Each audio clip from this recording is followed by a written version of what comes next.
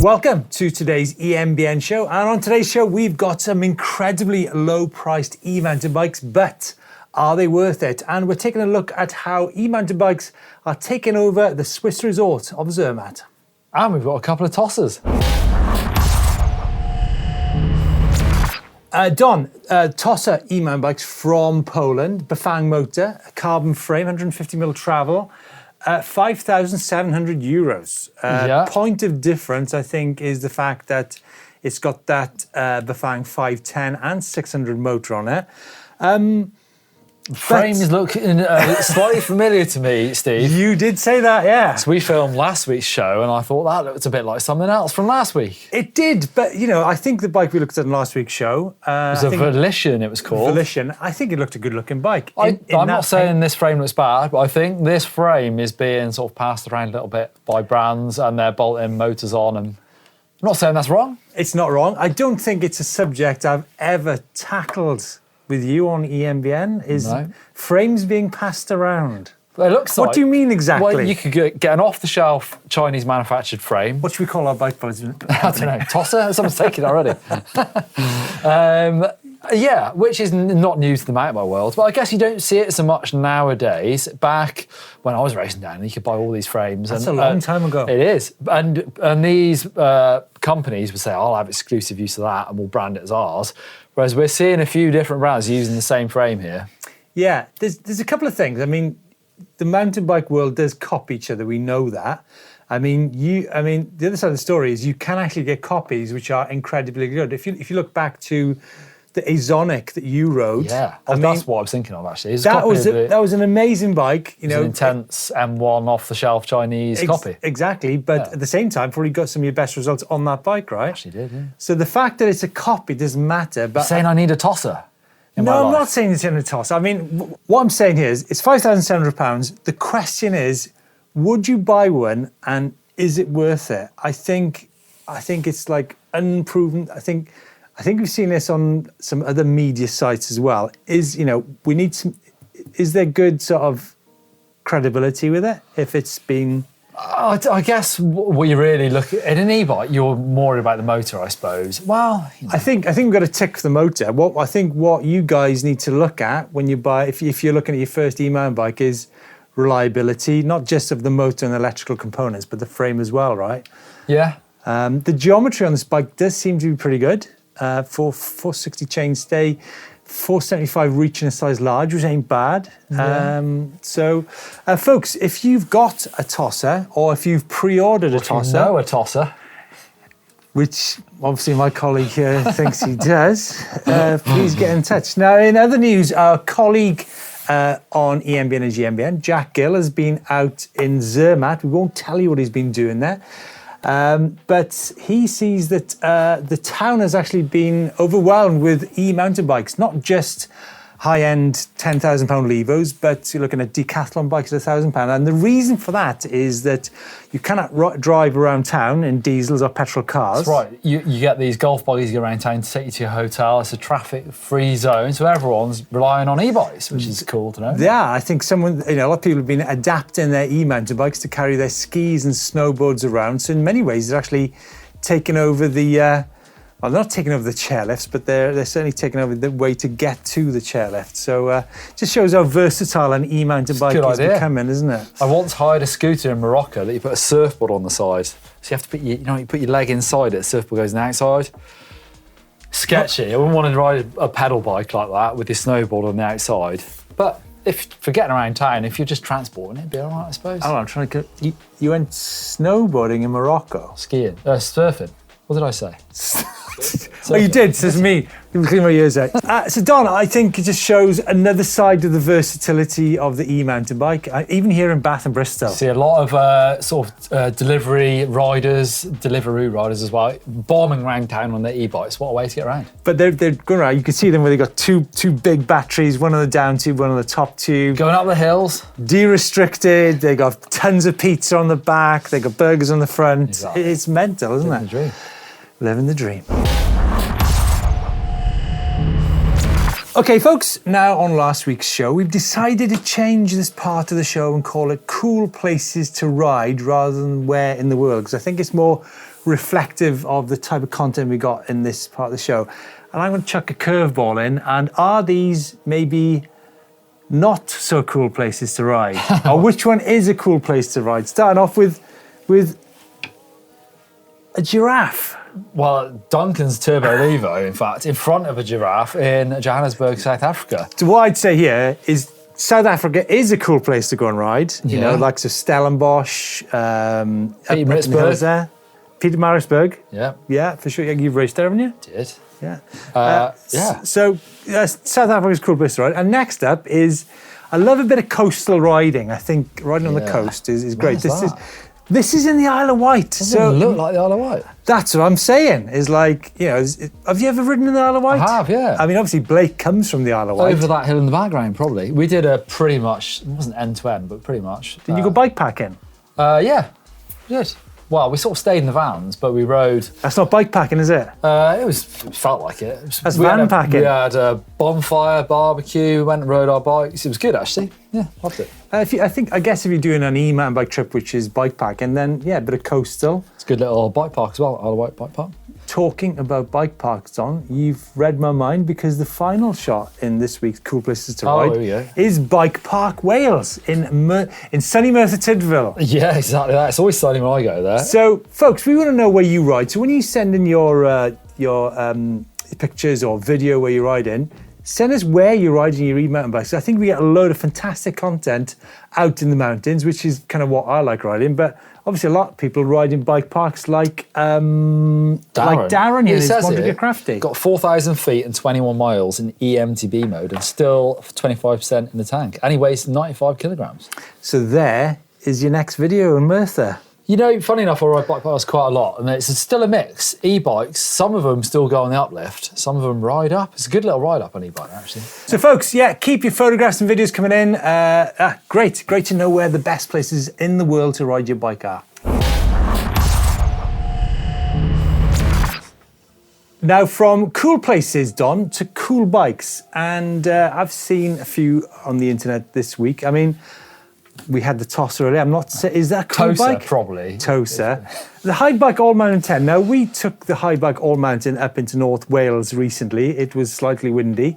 But I was really impressed with the geometry and the silence of the bike, the Bosch motor. But there is an alternative, and it comes in the shape of the High Bike All Mountain 10 with a PWX3 motor from Yamaha.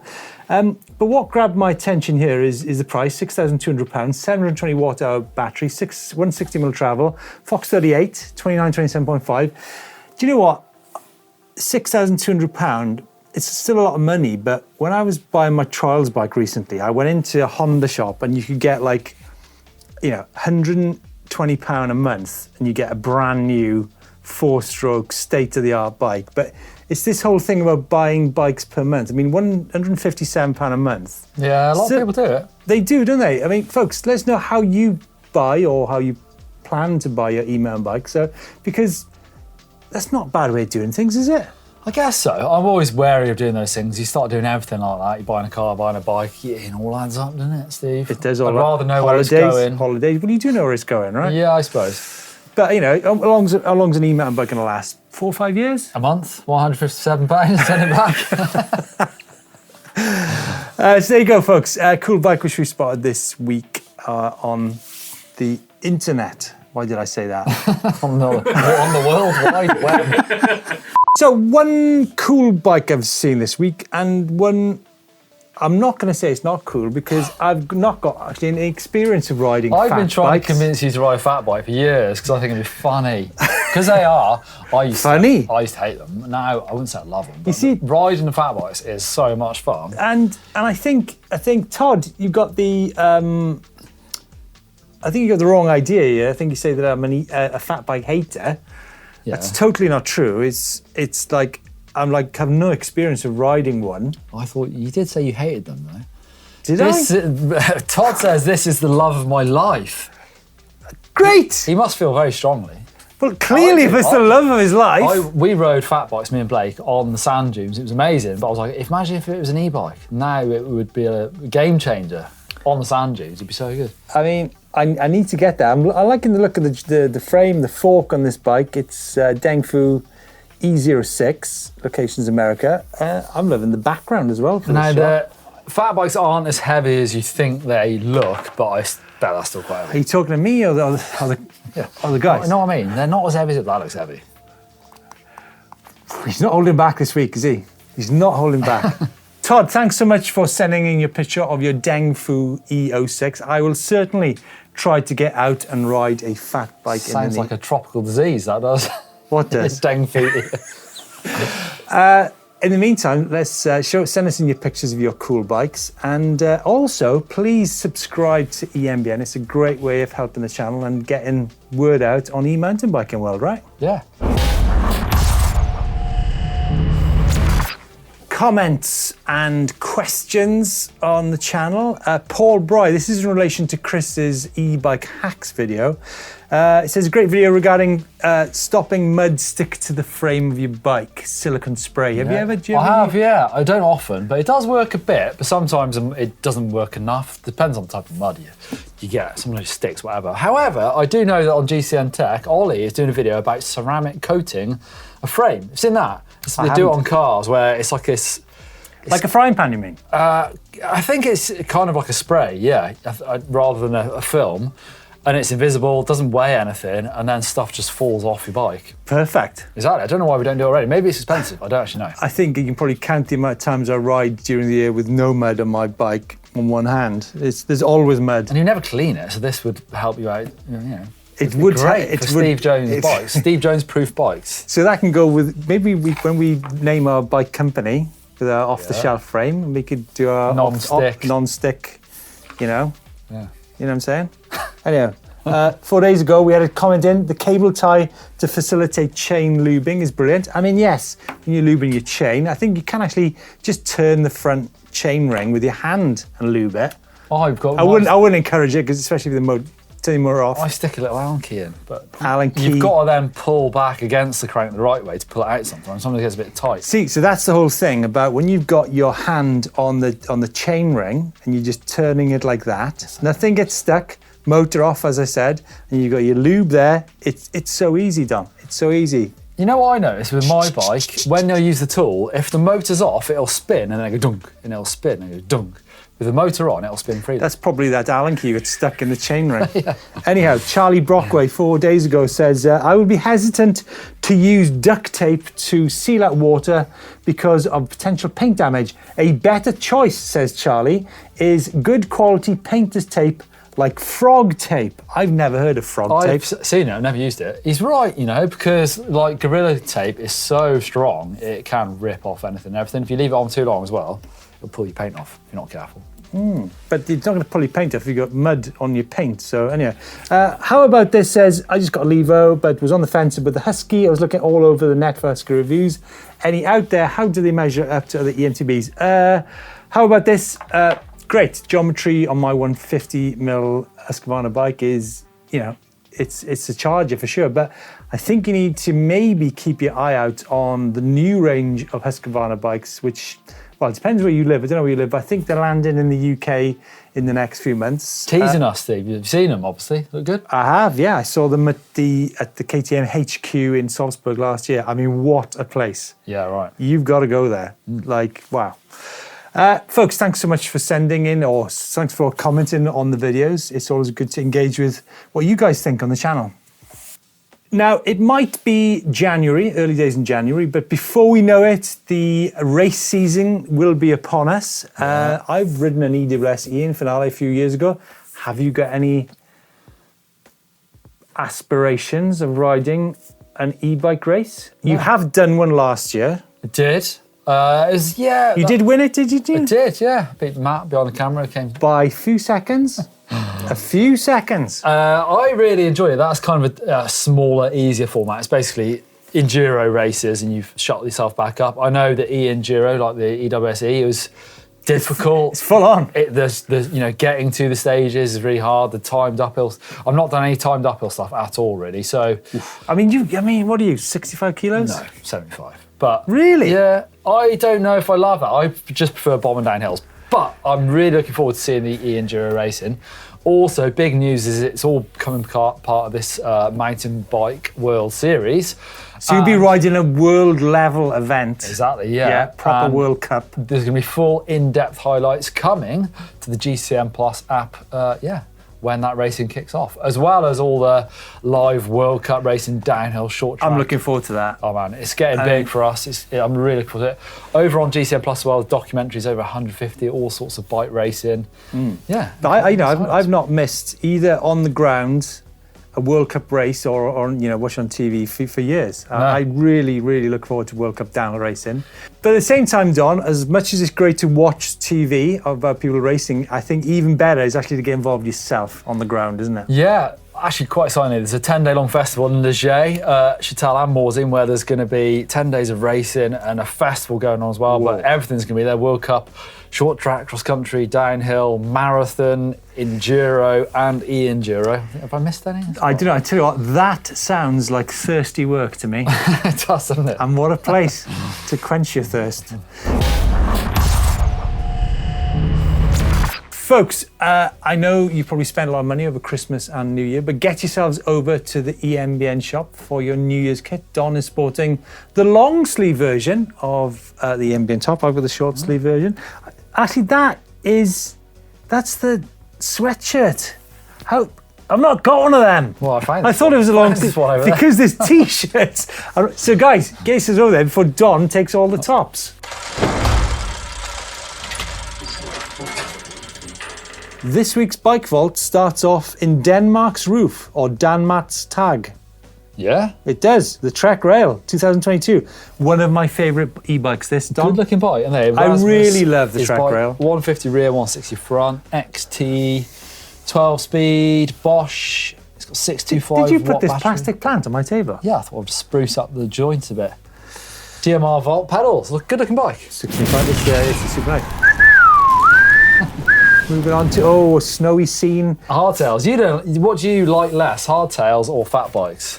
You see, this is where people get the wrong idea. Right? It all, the source is the Don. You said that, not me.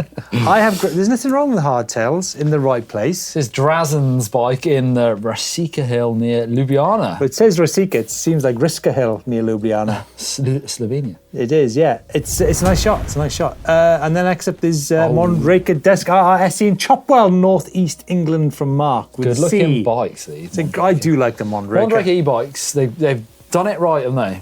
They have. I like it. Wow, positivity from Neil Donoghue on the EMBN Show. So nice, super nice. And then, who on earth would put... This guy needs a hand, doesn't he? It's Mark again. Hold on, this is Mark again in Chopwell, this time with a giant Trans 29er. Have you got two e-mountain bikes, Mark? I don't know. It's a nice shot. Yeah. Next up, Matthew, Scott Genius E-Ride 920. The last time you rode a Scott. A few years back, yeah. I've ridden the Scott e-bike. First ever e-bike ride was on a Scott e-bike Spark. I thought it was. That was a long time ago. I know. There's a lot of sort of long time ago's on this week's show, isn't it? Because we're old chaps, aren't we? You might. Geriatrics over You might. It's nice. Next up, Fantic. Phil is got a 2021 180 Fantic in Coilbren in the Swansea Valley. Phil, I'll be down there riding a motorcycle trials soon. Got the lights. So the lights plugged into the battery. I wonder. It kind of looks like it might be. The open cast mind of Nant Helen. Ridden any Fantics? I have ridden the Fantic e-bike. Really cool bike. I'm a big fan of Fantic, I have to say. Are they Italian? It's super nice. It is, yeah. And finally, Pete is up Jacob's Ladder on his high bike enduro 2022. Have you ridden up there on the e-bike? I have. I've cleaned it. That's what I with thought, Hans maybe. Ray. Yeah. Tricky, is it? It is tricky. It's fiddly rather than full on. It's fiddly. Did Hans Ray get up it? Of course he did. Of course Hans got up it. And rat up a trouser like. Hans did get up it. Yeah, it's a beautiful part of the world. Is it Edale? I think it is. Is it Edale? But it's a super nice shot, super nice bike. Did I whistle on that? I'll do it again. Which brings us to the end of this week's EMBN show. What do you think of the tosser? What do you think of myself and the Don setting up our own e-mountain bike company? What do you think about titanium mud fly flinging material. I don't know. We haven't talked about that. Well, we do know what you need. We want to know what these guys think of it. Let's know in the comments down below. See you next week.